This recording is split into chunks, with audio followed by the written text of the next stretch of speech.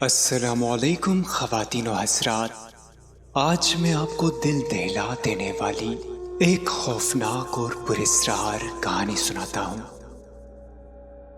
چاروں طرف سناٹا ہی سناٹا تھا، پوری سڑک ویران تھی، حد نظر تک بنجر پہاڑوں کا سلسلہ پھیلا ہوا تھا جن پر سوکھی اور کانٹے دار جاریوں کے علاوہ کچھ نہ تھا۔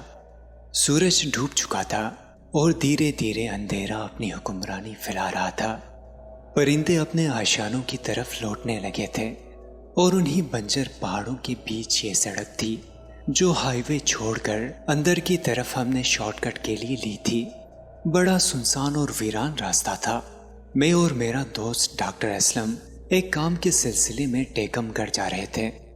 کمال ہے، ہم قریب آدھے گھنٹے سے اس راستے پہ چل رہے ہیں لیکن نہ کوئی چائے خانہ نظر آیا نہ ہوٹل۔ میں نے حیرت اور بیزارگی سے اپنے دوست ڈاکٹر اسلم سے کہا۔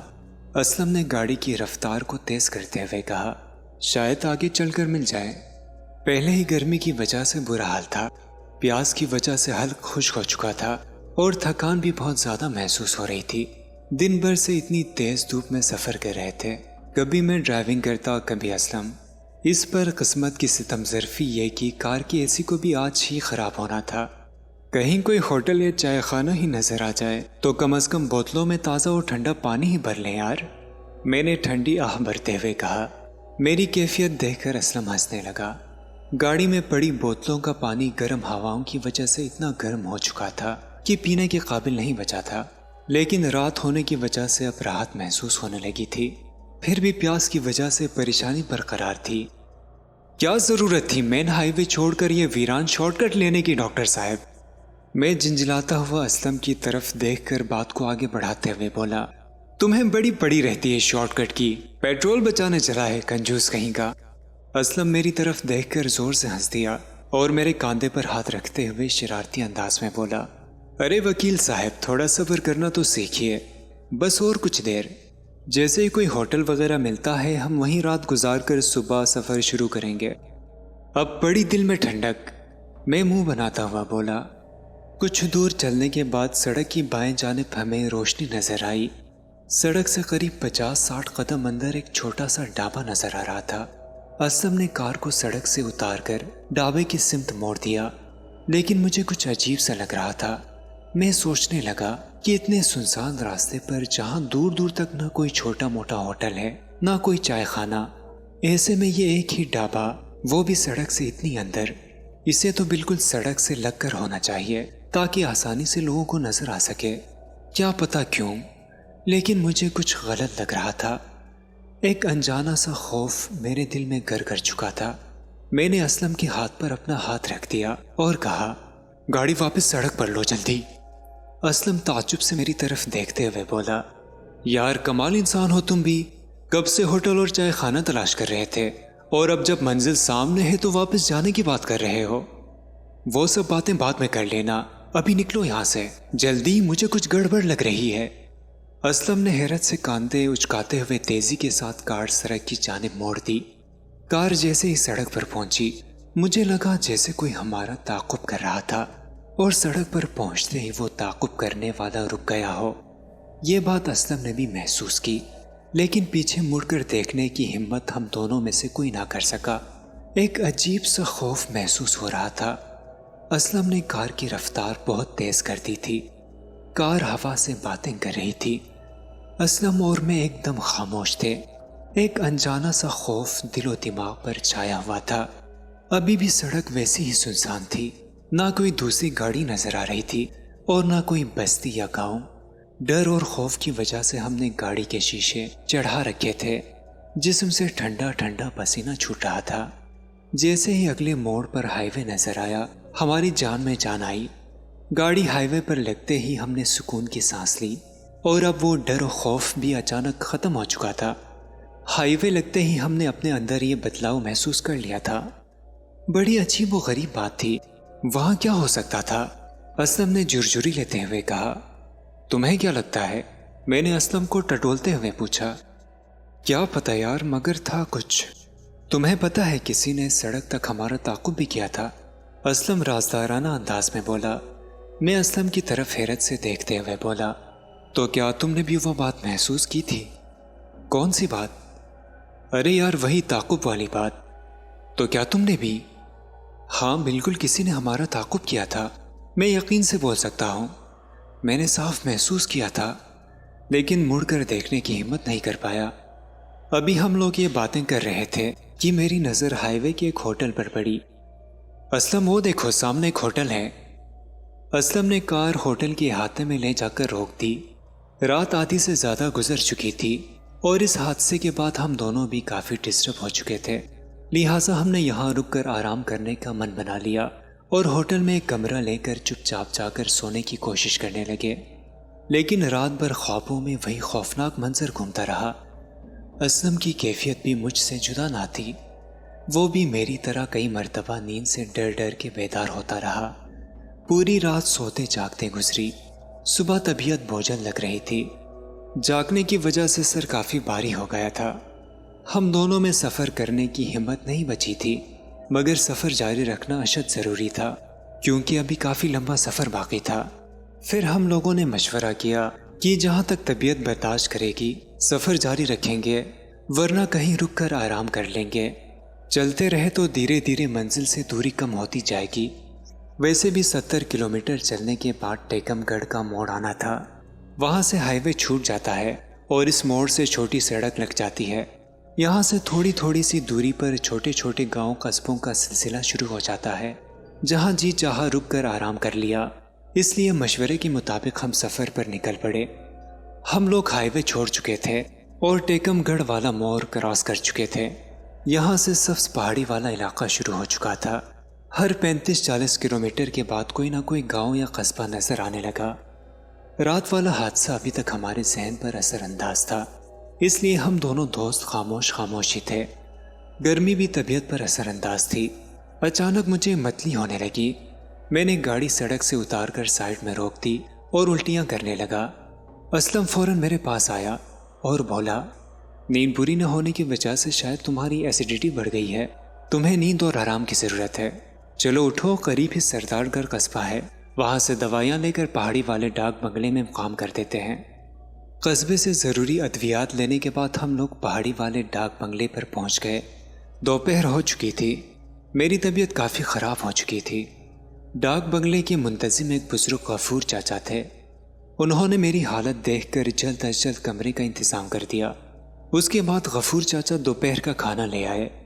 میری طبیعت اتنی خراب ہو چکی تھی کہ دودھ کے ساتھ دوائیاں لے کر سو گیا۔ شاید اسلم نے مجھے نیند کی دوائی بھی دی تھی کہ میں آرام سے سو جاؤں۔ قریب شام کے 5 بجے میری آنکھ کھلی۔ اب طبیعت کافی سنبھل چکی تھی۔ میں بستر سے اٹھ کر سیدھا باتھ روم کی طرف چلا گیا۔ نہانے کے بعد بہت ہی بہتر لگنے لگا۔ کپڑے بدلنے کے بعد میں اسلم کی تلاش میں باہر نکل آیا۔ شام کا مچگیلا اندھیرا پھیل چکا تھا، باہر کا موسم بڑا راحت بخش تھا۔ اونچائی پر ہونے کی وجہ سے ٹھنڈی ٹھنڈی ہوائیں چل رہی تھی، چاروں طرف ہریالی ہی ہریالی بکھری ہوئی تھی۔ بنگلے کے احاطے میں کئی گھنے درخت قطار سے لگے ہوئے تھے، جن میں آم، گل مہر اور چمپا چمیلی شامل تھے۔ دوسری طرف موگرا، رات کی رانی اور گلاب کی جاڑیاں لگی ہوئی تھیں۔ ہوا کے جھونکوں کے ساتھ جب رات کی رانی اور موگرے کی بھینی بھینی خوشبو چکراتی تو پوری فضا معطر ہو جاتی۔ انہی میں سے آم کے ایک گھنے درخت کے نیچے اسلم اور غفور چاچا بینچ پر بیٹھے ہوئے باتیں کر رہے تھے۔ مجھے آتا دیکھ اسلم مجھ سے مخاطب ہو کر بولا، اب کیسے حال ہے وکیل صاحب؟ میں بھی ان کے قریب بیٹھتا ہوا بولا، بہتر محسوس کر رہا ہوں، اب ہمیں نکلنا چاہیے۔ اسلم حیرت اور خوف سے بولا، کل والے حادثے کے بعد اب میں بھول کر بھی کبھی رات کا سفر نہیں کروں گا۔ اسلم کی اس بات پر غفور چاچا چونک گئے۔ کیا گاڑی کا کوئی حادثہ پیش آیا تھا بیٹا؟ غفور چاچا اسلم کو مخاطب کرتے ہوئے بولے، نہیں چاچا۔ اور پھر اسلم نے شارٹ کٹ راستے والے حادثے کا پورا واقعہ غفور چاچا کے گوش گزار کر دیا۔ واقعہ سننے کے بعد غفور چاچا میں ایک دم سے جیسے کوئی تبدیلی رونما ہو گئی۔ وہ فوراً اٹھ کھڑے ہوئے اور خوفزدہ انداز میں ہم دونوں سے مخاطب ہوتے ہوئے بولے، اندر چلو جلدی بیٹا، وہ واپس آ گئی، اندر چلو۔ اس نے کہا تھا وہ واپس آئے گی، وہ واپس آ چکی ہے، اندر چلو۔ ہم حیرت کے دریا میں غوطے لگاتے ہوئے غفور چچا کے پیچھے پیچھے ڈاک بنگلے میں داخل ہو گئے۔ یہ تم لوگوں نے کیسی آفت سر موڑ لی میرے بچوں؟ تمہیں اس راستے سے نہیں آنا چاہیے تھا۔ کیا تمہیں پتہ نہیں وہ راستہ برسوں سے بند پڑا ہے؟ اس راستے سے کوئی سفر نہیں کرتا۔ وہ تو جانے کس کی دعاؤں سے تم اس کے جال سے بچ کر نکل آئے۔ کیا نیکی آڑے آ گئی جو تم لوگ اس جگہ داخل نہیں ہوئے، وہاں رکے نہیں۔ وہاں کوئی ڈھابا نہیں ہے میرے بچوں، وہ صرف اس کا جال تھا۔ غفور چاچا خوف و دہشت سے بولے جا رہے تھے اور ہم لوگ غیر یقینی انداز میں حیرت سے بس ان کا منہ تکے جا رہے تھے۔ حالانکہ ہم دونوں ہی پڑھے لکھے نئے زمانے کے بندے تھے اور ان سب باتوں پر یقین نہیں رکھتے تھے، مگر غفور چچا کی باتیں سن کر خوف ہم بھی محسوس کر رہے تھے اور اس خوف سے پچھلی رات روبرو ہو چکے تھے۔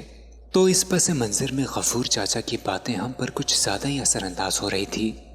وہ کون تھی اور کہاں سے واپس آ گئی؟ اور جب وہ راستہ برسوں سے بند ہے تو ہم کیسے اس راستے پر سفر کرائیں؟ ایسے ان گنت سوالات ذہن میں گردش کر رہے تھے اور ان کے جوابات غفور چاچا سے جاننے کے لیے میں اور اسلم بے قرار تھے۔ مگر غفور چاچا سے جیسے ہی ہم نے یہ سوالات پوچھنے چاہے، چاچا نے ہمیں اشارے سے خاموش کرا دیا۔ میں ابھی ڈاک بنگلے کے سبھی کھڑکی دروازے بند کر کے آتا ہوں، تم لوگ یہیں رہنا، اپنے کمرے سے باہر مت نکلنا، میں ابھی آتا ہوں میرے بچوں۔ چاچا ہمیں ہدایت دے کر چلے گئے۔ میں اور اسلم خوف و حیرت سے ایک دوسرے کا منہ دیکھنے لگے۔ تھوڑی دیر کے بعد غفور چاچا کمرے کی جانب آتے ہوئے نظر آئے۔ کمرے میں آتے ہی انہوں نے کمرے کا دروازہ بند کر دیا اور کھڑکیاں بھی لگانے لگے۔ ہم دونوں خاموشی سے غفور چاچا کی طرف دیکھتے رہے۔ جب چاچا پورے طریقے سے اطمینان کر چکے تو ہمارے پاس آ کر بیٹھ گئے۔ میرے بچوں، یہ آج سے 20-22 سال پہلے کی بات ہے۔ تب وہ راستہ بہت زیادہ استعمال ہوتا تھا۔ شاہ جہاں نگر، سردار گڑھ اور ٹیکم گڑھ کا شارٹ کٹ ہونے کی وجہ سے اس راستے سے بہت زیادہ لوگ سفر کرتے تھے۔ اس وقت اس راستے پر ہر طرف ہریالی ہوا کرتی تھی، بہت سارے چائے خانے اور ڈھابے تھے۔ انہی میں کجری اور اس کے شوہر کا بھی ڈھابا تھا، لیکن اچھے اور لذیذ کھانوں کی بدولت کجری کا ڈھابا بہت مشہور تھا۔ کجری بڑی سیدھی سادی اور نیک دل خاتون تھی۔ اس ڈھابے سے کجری کو بڑا لگاؤ تھا۔ لے دے کر میاں بیوی کی یہی زندگی بھر کی کمائی تھی اور گزر بسر کا واحد ذریعہ بھی تھا۔ دونوں میاں بیوی اپنی اس چھوٹی سی دنیا میں بہت خوش تھے، مگر ایک دن ان کی خوشیوں کو کسی کی نظر لگ گئی۔ اتنا بول کر غفور چچا خاموش خلا میں گھورنے لگے۔ پھر کیا ہوا چاچا؟ میں اور اسلم ایک ساتھ بول پڑے۔ ہمارے بولتے ہی چاچا ایک دم چونک کر ایسے اپنے خیالوں سے باہر آئے جیسے اچانک کبھی کبھی گہری نیند میں آنکھیں کھل جاتی ہیں۔ پھر کیا ہونا تھا بیٹا؟ وہ دن مجھے آج بھی اچھی طرح یاد ہے جس دن ان ظالموں نے کجری اور اس کے شوہر کو ڈھابے کے اندر بند کر کے باہر سے آگ لگا دی۔ کجری بار بار کھڑکی کی مدد کے لیے پکارتی رہی، لیکن ان ظالموں کے ڈر سے کسی نے کجری اور اس کے شوہر کی مدد نہیں کی۔ کجری کی وہ سسکیاں اور دل خراش چیخیں آج بھی میرے کانوں میں گونجتی ہیں۔ اس نے کہا تھا وہ واپس آئے گی اور کسی کو بھی نہیں چھوڑے گی، سب کو ہلاک کر دے گی۔ چاچا جرجری لے کر بولے۔ خوف کی وجہ سے چاچا کی آنکھیں پھیل گئی تھی۔ میں اور اسلم کجری کی کہانی سن کر غمگین اور افسردہ ہو گئے۔ پولیس اور قانون نے بھی کچھ نہیں کیا؟ میں نے غم اور حیرت سے پوچھا۔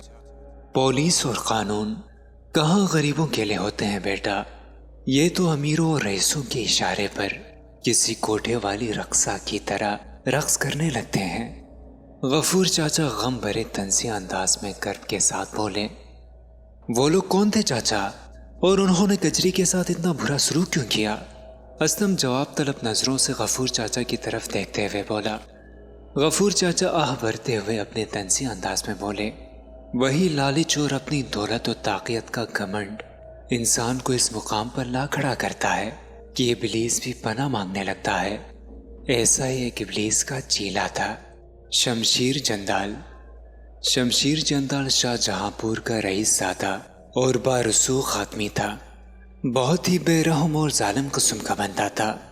اس کے ظلم و ستم عام تھے، کسی بھی غریب مظلوم کی جگہ پر ناجائز قبضہ کر لیتا۔ اگر کوئی غریب بیچارہ اس کے خلاف آواز اٹھاتا، شمشیر اسے اپنے غنڈوں کی مدد سے پٹواتا یا قتل کروا دیتا۔ اس نے جب کجری کے ڈھابے کی شہرت سنی تو ڈھابا زبردستی ہتھیانا چاہا، لیکن کجری کے شوہر نے اس کی ایک نہ چلنے دی، یہاں تک کہ کجری کے شوہر نے شمشیر اور اس کے غنڈوں کی جم کر پٹائی کر دی۔ شمشیر اپنی اس بے عزتی سے آگ بگولا ہو گیا اور اس نے کجری کے شوہر سے انتقام لینے کی ٹھان لی، اور ایک دن موقع پاتے ہی اس نے کجری اور اس کے شوہر کو دھوکے سے ڈھابے میں قید کر کے جلا کر مار دیا۔ اس حادثے کے کچھ دنوں بعد شمشیر نے اسی جگہ اپنا نیا ڈھابا بنا لیا، مگر ایک دن اچانک شمشیر کے ڈھابے میں آگ لگ گئی۔ اس وقت شمشیر ڈھابے کے اندر موجود تھا، لیکن کسی طرح بچ نکلنے میں کامیاب ہو گیا اور وہاں سے فرار ہو گیا۔ اس کے بعد اس راستے پر آئے دن مسافروں کے ساتھ کوئی نہ کوئی واردات ہونے لگی۔ ساری ہریالی ختم ہو گئی، سوکھی اور کانٹے دار جھاڑیوں کے علاوہ کچھ نہ بچا۔ لوگوں کے دلوں میں اس راستے کا خوف بیٹھ گیا اور پھر لوگوں نے اس راستے سے سفر کرنا بالکل ہی بند کر دیا۔ ایک وقت ایسا بھی آیا کہ وہاں آس پاس کے قصبے کے کچھ اچھے اور سمجھدار لوگوں نے مل کر اس راستے کو مسافروں کی بہتری کی خاطر ہمیشہ کے لیے بند ہی کروا دیا۔ پورا واقعہ سننے کے بعد میں اور اسلم بے قرار ہو اٹھے۔ دل ابھی بھی یقین کرنے کو تیار نہیں تھا کہ کجری کی روح سے ہمارا سامنا ہوا تھا۔ کیا ایسا ہو سکتا ہے؟ کوئی مرا ہوا انسان واپس آ سکتا ہے؟ کیا سچ میں بھوت پریت اور روحیں اپنا انتقام لینے کے لیے بھٹکتی پھرتی ہیں؟ نہیں نہیں، ایسا کیسے ہو سکتا ہے؟ تو پھر وہ کیا تھا؟ وہ کون سی طاقت تھی جس نے ہمارا تعاقب کیا تھا؟ ہم اس وقت اتنے خوفزدہ اور بدحواس کیوں ہو گئے تھے؟ ہمیں وہاں ڈھابا کیوں دکھائی دیا جبکہ غفور چاچا کے مطابق اب وہاں کوئی ڈھابا ہے ہی نہیں اور وہ راستہ بھی برسوں سے بند ہے؟ تو پھر وہ سب کیا تھا؟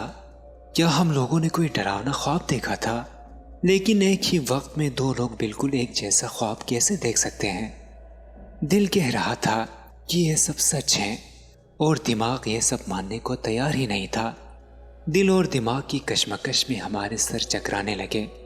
غفور چاچا اپنے بستر بھی ہمارے کمرے میں ہی لے آئے اور محبت اور اپنائیت سے بولے، بچوں میں تمہارے پاس ہی سو جاتا ہوں، دل نہیں مانتا تمہیں اکیلے چھوڑنے کو۔ ہم نے بھی مسکراتے ہوئے چاچا کے اس جذبے کو خوش آمدید کہا اور اپنے اپنے بستر پر لیٹ گئے، لیکن نیند آنکھوں سے کوسوں دور تھی۔ ذہن میں بار بار کجری اور اس کے ساتھ ہوئے ظلم کا خیال آ جاتا۔ انہیں سوچوں میں الجھے ہوئے کب آنکھ لگ گئی پتہ ہی نہیں چلا۔ پھر نیند کا سلسلہ تب ہی ٹوٹا جب کسی نے مجھے جھنجھوڑ کر اٹھایا۔ میں نے آنکھیں ملتے ہوئے دیکھا، سامنے اسلم کھڑا مجھ کو کہیں چلنے کو بول رہا تھا۔ میں ابھی بھی پوری طریقے سے نیند کی خماری سے باہر نہیں نکل پایا تھا، اس لیے وہ کیا بول رہا تھا مجھے سمجھ نہیں آ رہا تھا۔ البتہ یہ سمجھ پڑ گیا وہ کہیں جانے کو کہہ رہا تھا، مگر کہاں یہ سمجھ نہیں آئی۔ میں نے گھڑی پر نظر ڈالی، 3 بج رہے تھے۔ غفور چاچا گہری نیند میں سوئے ہوئے تھے۔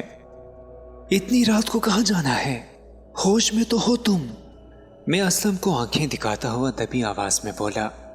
اسلم منہ پر انگلی رکھتے ہوئے غفور چاچا کی طرف اشارہ کرتے ہوئے بولا، چاچا اٹھ جائیں گے، خاموش رہو، اپنا سامان اٹھاؤ اور چپ چاپ نکل چلو یہاں سے۔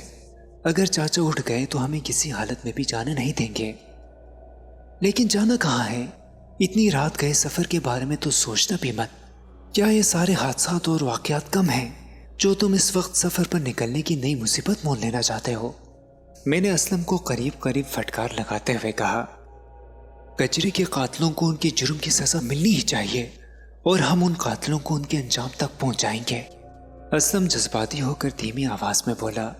میں نے اسلم کے کاندھے پر ہاتھ رکھ کر نرمی سے کہا، تم ٹھیک کہتے ہو، میں نے بھی یہی سوچ رکھا تھا، لیکن کیسے؟ کیا کوئی تدبیر ہے تمہارے پاس یا کوئی پلان؟ بتاؤ، جواب دو۔ نہیں نا، ایک دم اٹھے اور چل دیے جوش میں۔ اتنا آسان نہیں ہے یہ کام جتنا تم سوچ رہے ہو۔ یہ جوش میں نہیں، ہوش میں کرنے کا کام ہے میرے دوست۔ سوچ سمجھ کر پوری پلاننگ کے ساتھ اس کام کو انجام دینا ہوگا۔ ابھی آرام سے سو جاؤ، صبح بات کرتے ہیں اس معاملے میں۔ جاؤ سو جاؤ۔ صبح ناشتے کے دوران ان باتوں میں ہم نے غفور چاچا کو بھی شامل کر لیا۔ غفور چاچا یہ سن کر بہت خوش ہوئے۔ پھر ہم نے مل کر یہ منصوبہ بنایا کہ کسی طرح شمشیر جندال کو کچری کے ڈھابے والی جگہ پر لے جایا جائے اور اسے وہاں رسی سے جگڑ کر چھوڑ دیا جائے۔ آگے کا کام کچری کی روح خود کر لے گی۔ منصوبے کے مطابق میں اور اسلم شمشیر کے پاس ڈھابے والی جگہ کے خریدار بن کر گئے۔ شمشیر لالچ میں آ کر ہمارے پھینکے جال میں پھنس گیا اور ہمارے ساتھ چل کر وہ جگہ بتانے کے لیے تیار ہو گیا۔ پہلے شمشیر نے منع کیا، لیکن ہم لوگوں نے جگہ کی قیمت اتنی زیادہ لگا دی کہ شمشیر کو ہاں کرنا ہی پڑی۔ شمشیر، اسلم، میں اور غفور چاچا کار میں سوار اپنی منزل مقصود کی طرف روانہ ہو چکے تھے۔ سب کچھ ہمارے منصوبے کے مطابق ایک دم پرفیکٹ چل رہا تھا۔ ڈاکٹر اسلم نے خاموشی سے سرنج میں بے ہوشی کی دوا بھر لی اور جیسے ہی ہم لوگ ڈھابے والے راستے کے موڑ کے قریب پہنچے، میں نے اور غفور چاچا نے اچانک شمشیر کو مضبوطی کے ساتھ دبوچ لیا اور اسلم نے شمشیر کو بے ہوشی والا انجیکشن لگا دیا۔ تھوڑی ہی دیر میں شمشیر بے حس و حرکت ہو گیا۔ دن کا وقت تھا، لیکن وہی خوفناک سناٹا اور ہیبت ناک ماحول تھا۔ ہم نے کار میں بیٹھے ہوئے ہی شمشیر کے بے ہوش جسم کو ڈھابے والی جگہ پھینک دیا اور بنا کسی تاخیر کے فوراً اس جگہ سے نکل پڑے۔ اچانک ہماری کار کے سامنے کوئی انسانی حیولہ نظر آیا۔ میں نے پوری طاقت سے بریک لگا دیے۔ خوف و دہشت کے مارے ہم تینوں کی چیخیں نکل گئیں، جاؤ یہاں سے۔ اچانک یہ جملہ ہمارے کانوں سے ٹکرایا جیسے ہوا نے سرگوشی کی ہو، اور میں نے ایکسیلریٹر پر پورے زور سے پیر رکھ دیا اور ایک جھٹکے کے ساتھ کار لہراتی ہوئی سڑک پر آ گئی۔ ہم تینوں پسینے سے شراب اور شدت خوف سے ایک دوسرے کا منہ دیکھنے لگے۔ پھر ڈاک بنگلے پر پہنچ کر ہم لوگوں نے چین کی سانس لی۔ دوسرے دن صبح قصبے کا ایک نوجوان خوشی خوشی غفور چاچا کے پاس آ کر کہنے لگا، بابا جی، آپ کو پتا ہے شمشیر جندال ایک حادثے میں مارا گیا۔ وہ جو پاس والا بند راستہ ہے نا، وہاں شمشیر کی جلی ہوئی لاش ملی ہے۔ پولیس کا کہنا ہے کہ شراب کے نشے میں شمشیر نے سگریٹ جلاتے ہوئے خود کو آگ لگا لی ہوگی۔ اتنا بول کر وہ نوجوان وہاں سے چلا گیا اور ہم تینوں ایک دوسرے کی طرف دیکھ کر معنی خیز انداز میں مسکرانے لگے۔ ہم جانتے تھے یہ کام کس کا ہے۔ کجری نے اپنا انتقام لے لیا تھا، اب اس کی روح کو سکون مل گیا۔ اب وہ کسی کو نہیں ستائے گی۔ اس حادثے کے بعد وہ راستہ پہلے کی طرح آباد ہو گیا اور پھر کبھی اس راستے پر کسی مسافر کو کجری نے پریشان نہیں کیا۔ کجری اپنا انتقام لے کر چلی گئی۔ دوستوں، ہم امید کرتے ہیں کہ ہماری آج کی ویڈیو آپ کو پسند آئی ہوگی۔ ہمارے چینل کو سبسکرائب کریں، اس ویڈیو کو زیادہ سے زیادہ شیئر کریں اور آنے والی ویڈیو تک کے لیے اپنے میزبان سجیل شریف کو اجازت دیجیے۔ اللہ نگہبان۔